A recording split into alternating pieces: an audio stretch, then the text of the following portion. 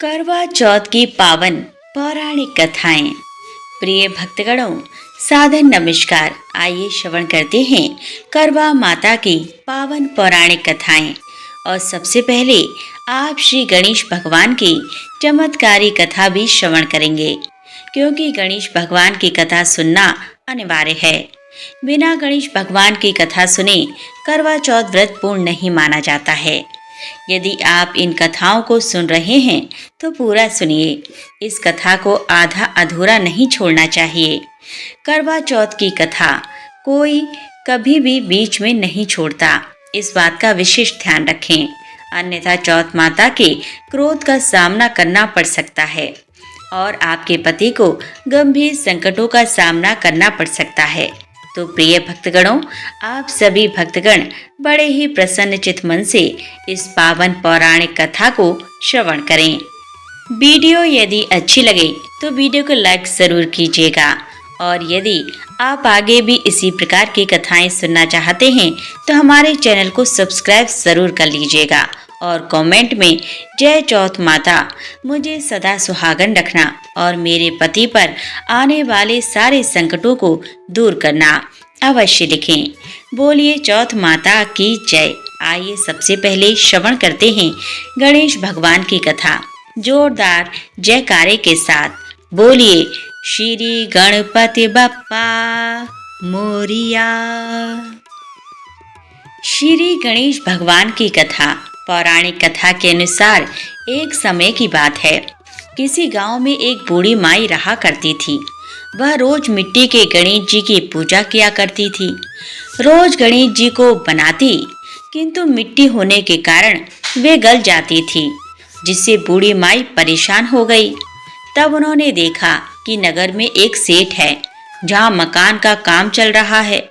वह वहां गई और मिस्त्रियों से कहने लगी, भाइयों, तुम मेरे लिए पत्थर के गणेश जी बना दो। बूढ़ी माई की बात सुनकर वे मिस्त्री कहने लगे, जितनी देर में हम तुम्हारे गणेश जी की मूर्ति बनाएंगे, उतनी ही देर में तो हम एक दीवार खड़ी कर देंगे। मिस्त्री ने मना कर दिया। मिस्त्री के मना करने से बूढ़ी माई वहां से चली गई, जिसके बाद वे सब मिस्त्री दीवार बनाना शुरू कर देते हैं, लेकिन वह दीवार टेढ़ी हो जाती है। अब उन्होंने उस दीवार को गिराकर फिर से दीवार बनाई, किंतु जितनी बार भी उन्होंने दीवार बनाई, हर बार ही टेढ़ी हो जाती। ऐसा करते करते मिस्त्रियों को शाम हो गई। शाम होने पर जब सेठ आया तो मिस्त्री उससे कहने लगे, सेठ जी, क्या बताएं, आज हमारे पास एक बूढ़ी माई आई थी जिसने हमसे पत्थर के गणेश जी की मूर्ति बनाने के लिए कहा, किंतु हम सब ने उसे मना कर दिया, और उसके बाद हम जितनी बार भी दीवार बनाते हैं उतनी बार यह टेढ़ी हो जाती है। उस सेठ के तुरंत बात सुनकर उसने बुढ़िया को बुलाया और कहा, माँ जी, मैं तुम्हारे लिए सोने के गणेश जी बनवा कर दूंगा, किंतु तुम अपने इस गणेश जी को बोलो कि वह मेरे मकान की दीवार को सीधा कर दें। इसके बाद सेठ ने बूढ़ी माई को सोने के गणेश जी बना कर दिए और इधर सेठ जी के मकान की दीवार सीधी हो गई। बोलिए विघ्नहर्ता भगवान गणेश की जय। करवा चौथ व्रत की पौराणिक कथा। अब सुनिए करवा चौथ व्रत की पौराणिक कथा। किसी गांव में एक साहूकार रहा करता था और साहूकार के 7 बेटे और एक बेटी थी। सातों भाई और बहन बहुत प्यार करते थे। करवा चौथ के दिन सेठानी ने 7 बहुओं और बेटी के साथ करवा चौथ का व्रत रखा। सातों भाई हमेशा अपनी बहन के साथ ही भोजन किया करते थे। उस दिन भी भाइयों ने बहन को भोजन करने के लिए बोला तो बहन बोली, भैया, आज मेरा करवा चौथ का व्रत है, इसीलिए जब चांद उगेगा तभी मैं भोजन करूंगी। भाइयों ने सोचा कि बहन भूखी न रह जाए, इसीलिए एक भाई ने एक दिया जलाया और एक भाई छलनी लेकर पहाड़ पर चला गया। दिया जलाकर छलनी से ढककर कहने लगा, बहन जल्दी आओ, चांद दिख गया, अग्र देकर खाना खा लो। तब बहन ने अपने भाभीयों से कहा कि भाभी चांद देख लो। भाभियां कहने लगी कि दीदी ये चांद तो आपके लिए ही होगा, आप ही देख लो, हमारा चांद तो देर रात को आएगा। बहन भाइयों के साथ चंद्रमा को अग्र देकर भोजन करने बैठ गई। भोजन का पहला कौर खाने ही वाली थी तो उसमें बाल आ गया, दूसरा कौर खाया तो उसमें कंकड़ आ गया, और जब तीसरा कौर खाने लगी तो ससुराल वालों से बुलावा आ गया कि उनका बेटा बहुत बीमार है और बहू को जल्दी भेज दीजिए। अब माँ ने अपनी बेटी को ससुराल भेजने के लिए कपड़े निकाले। 3 बार बक्सा खोला तो तीनों ही बार उसके हाथ में सफेद कपड़े आए। तब लड़की सफेद कपड़े ही पहनकर ससुराल के लिए रवाना हो गई। माँ ने सोने का एक सिक्का उसकी साड़ी के पल्लू में बांध दिया और कहा, रास्ते में सबके पैर छूते हुए जाना, और जो अमर सुहाग का आशीर्वाद दे उसे यह सिक्का देकर पल्लू में गांठ बांध लेना। रास्ते में बहुत सारे लोग मिले जिनके उसने पैर छुए। सबने आशीष दिया पर अमर सुहाग का आशीर्वाद किसी ने भी नहीं दिया। ससुराल पहुंचने पर उसने देखा कि आंगन में जेठ की लड़की झूल रही थी। वह उसके पैर छूने लगी तो वह बोली, सीली हो, सपूती हो, 7 पूतों की माँ हो। यह आशीर्वाद सुनते ही उसने सोने का सिक्का निकालकर उसे दिया और पल्लू में एक गांठ बांधी। घर के अंदर प्रवेश किया तो कमरे में अपने पति को मृत अवस्था में देखा। उसने अपने पति को ले जाने नहीं दिया, बल्कि वह अपने मृत पति को लेकर साथ रहने लगी और पति की सेवा करती रही। सास रोज बचा हुआ ठंडा बासी भोजन नौकरानी के हाथ देकर भिजवाती और कहती, जा मुर्दा शिवानी को दे आ। कुछ दिन बाद माघ महीने की तिल चौथ आई तो उसने माता से प्रार्थना की और कहा, हे चौथ माता, मुझे मेरी गलती का पश्चाताप है, मुझे क्षमा कर दो। चौथ माता, मुझे मेरा सुहाग लौटा दो, मेरे पति को जीवन दान दो। माता ने कहा, यह मेरे हाथ में नहीं, बैसाखी चौथ माता तुम्हारा सुहाग लौटाएंगी। बैसाखी चौथ आने पर उसने फिर से प्रार्थना की तो चौथ माता ने कहा, भादुड़ी माता तुम्हें तुम्हारा सुहाग देंगी। भादुड़ी चौथ माता से प्रार्थना करने पर उन्होंने कहा, सबसे बड़ी तो कार्तिक चौथ माता है और वे तुमसे नाराज हैं। नाराजगी के कारण ही तुम्हारे साथ यह घटना हुई है। उन्हें प्रसन्न करने पर ही तुम्हें तुम्हारा खोया सुहाग मिल सकता है। कार्तिक महीने में चौथ माता स्वर्ग से उतरी तो क्रोधित होकर उससे कहने लगी, भाइयों की बहन करवा ले की रोशनी करवा ले। व्रत भाड़ा यह सुनते ही वह चौथ माता के पैर पकड़ लिए और कहने लगी, चौथ माता मैं ना समझ थी, इसीलिए मुझसे भूल हो गई, मुझे इतना बड़ा दंड मत दीजिए। आप यह जगत माता हैं, सबकी इच्छा पूरी करने वाली हैं, मेरी बिगड़ी बना दीजिए। माँ, मेरा सुहाग लौटा दीजिए, मेरे पति को जीवित कर दीजिए। तब चौथ माता ने उसे अमर सुहाग होने का आशीर्वाद दिया। करवा चौथ माता के आशीर्वाद मिलते ही उसका मृत पति उठकर बैठा और कहने लगा, मुझे तो बहुत जोर से नींद आई थी। तब उसने अपने पति को बताया कि वह कितने महीने से उसकी सेवा कर रही थी और आज चौथ माता ने उसका सुहाग उसे लौटा दिया है। तब पति ने भी अपनी पत्नी के साथ मिलकर चौथ माता को मन ही मन प्रणाम किया और उन्हें धन्यवाद किया। इतने में ही नौकरानी खाना लेकर आई तो यह सब देखकर तुरंत जाकर सासू माँ को बताया। सासू माँ ने आकर देखा तो बहुत खुश हुई। बहू ने पूछा, बहू यह सब कैसे हुआ? बहू ने सास के पैर छुए और बताया कि माँ जी ये चौथ माता का आशीर्वाद है। सभी लोग चौथ माता की कृपा देखकर बहुत खुश हुए। सभी स्त्रियों ने फिर पति की दीर्घायु के लिए चौथ माता का यह व्रत रखने का निश्चय किया।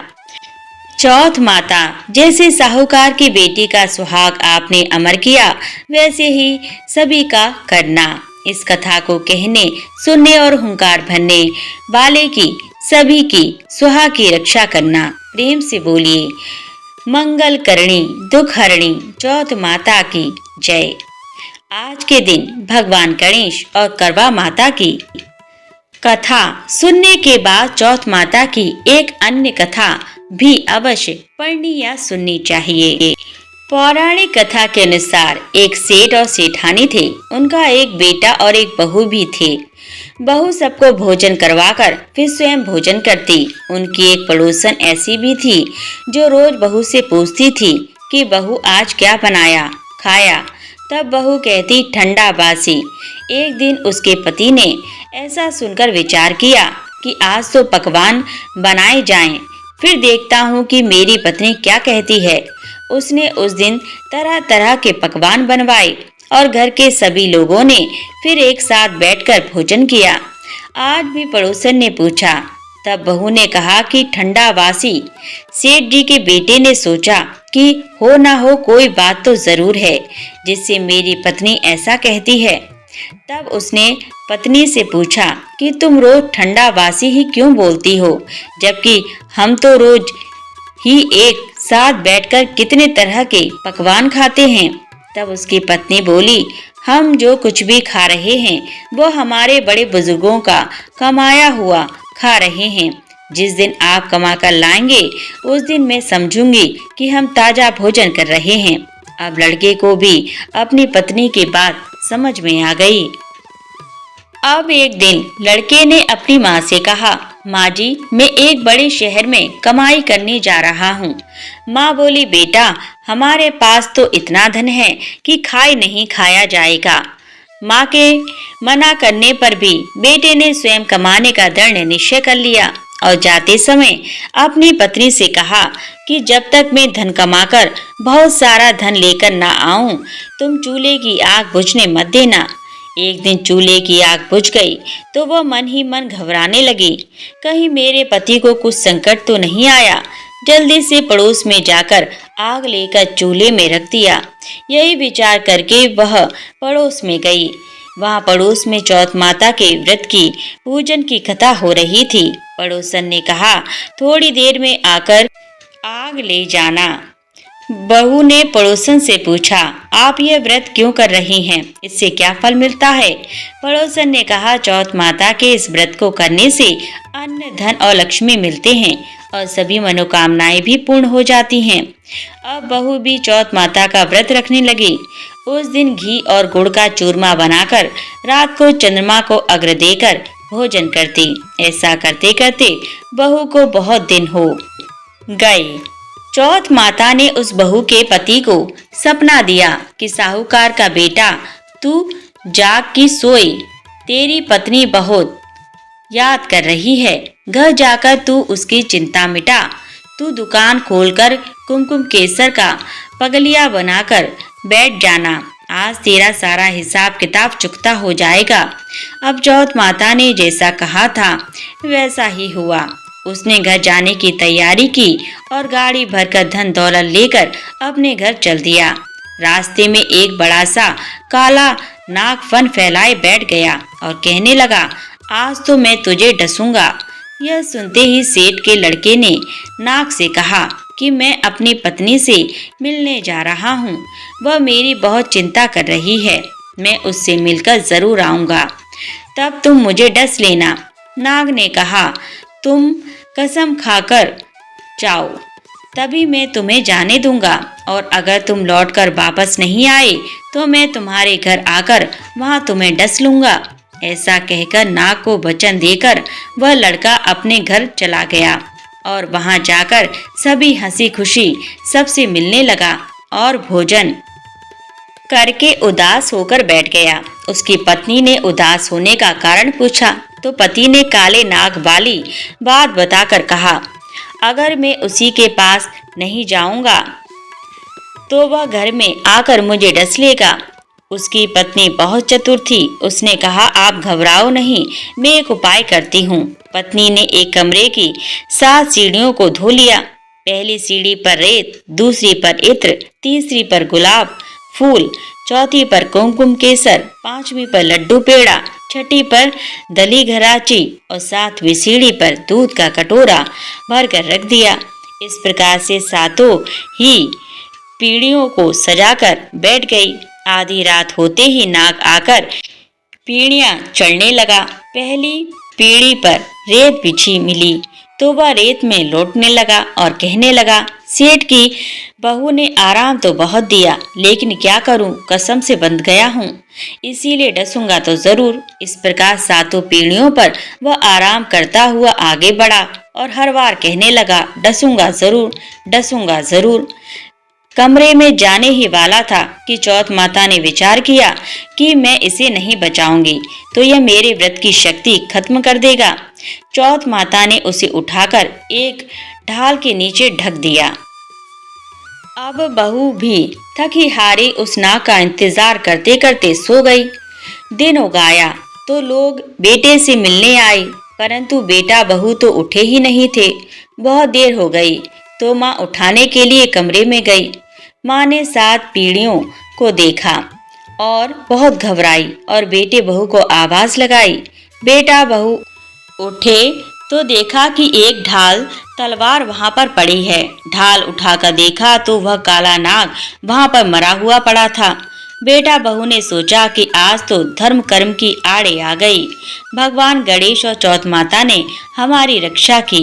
हे चौथ माता, आपने जैसे सेठ के बेटे बहू की रक्षा की है, चौथ माता वैसे ही सबकी रक्षा करना। इस कथा को कहने, सुनने और हुंकार भरने वाले सभी भक्तों की रक्षा करना। प्रेम से बोलिए, चौथ माता की जय, करवा चौथ माता की जय, भगवान विष्णु की जय, सभी देवी देवताओं की जय। आइए अब करवा चौथ की दूसरी कथा को सुनते हैं। एक ब्राह्मण परिवार में 7 बहुएं थी। 6 बहुओं के मायके वाले बहुत अमीर थे, इस कारण ससुराल में उनका बड़ा मान था, परंतु छोटी के मायके में कोई नहीं था। वह घर का सारा काम काज करती, सबकी सेवा करती, पर कोई भी उससे प्यार नहीं करता। सभी धुतकारते रहते थे। 30 त्योहारों पर भी जब उसके मायके से कोई नहीं आता तो वह बहुत दुखी होती। हर वर्ष की तरह इस वर्ष भी करवा चौथ का व्रत आया। अन्य बहुओं के मायके से उनके भाई करवा लेकर आए, पर छोटी के मायके में यदि कोई होता तो करवा अवश्य लाता। सास भी छोटी को खरी खोटी सुना रही थी। वह दुखी होकर घर से निकल पड़ी और जंगल में जाकर रोने लगी। एक नाग बहुत देर से उसका रोना सुनता रहा। अंत में वह अपने बिल से निकल कर आया तथा छोटी से पूछने लगा, बेटी क्या बात है, तू रो क्यों रही हो? छोटी बोली, आज करवा चौथ है, मेरा कोई भाई नहीं है। यदि मेरा कोई भाई होता तो आज जरूर करवा लेकर आता। नाग को छोटी पर दया आई। नाग ने कहा, बेटी तुम घर चलो, मैं अभी करवा लेकर आता हूँ। थोड़ी देर बाद नाग ससुराल पहुंचा। ससुराल वाले इतना सामान देखकर चकित हो गए। सास भी प्रसन्न हो गई। सास ने प्रसन्न मन से छोटी को नाग देवता के साथ भेज दिया। नाग देवता ने छोटी को अपना सारा महल दिखाया और कहा, जितने दिन चाहो आराम से रहो, मन चाहा खाओ, मन चाहा पहनो, पर एक बात याद रखना, सामने रखी नाद कभी मत खोलना। छोटी सारा समय महल में आराम से काटती, पर नाद के बारे में उसकी उत्सुकता बढ़ती जा रही थी।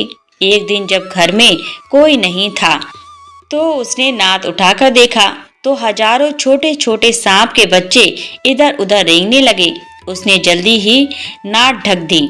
जल्दी में एक सांप की पूंछ नाद के नीचे आकर कट गई। शाम को नाग के आने पर छोटी ने अपनी गलती स्वीकार कर ली। नाग ने भी उसे क्षमा कर दिया। जब छोटी ने ससुराल जाने की इच्छा की तो उसे धन रत्न आदि देकर नाग ने विदा किया। छोटी की ससुराल में अब उसकी बड़ी इज्जत होने लगी थी। जिस सांप की पूंछ नाद से कट गई थी उसे सभी बंडा कहकर तंग करते थे।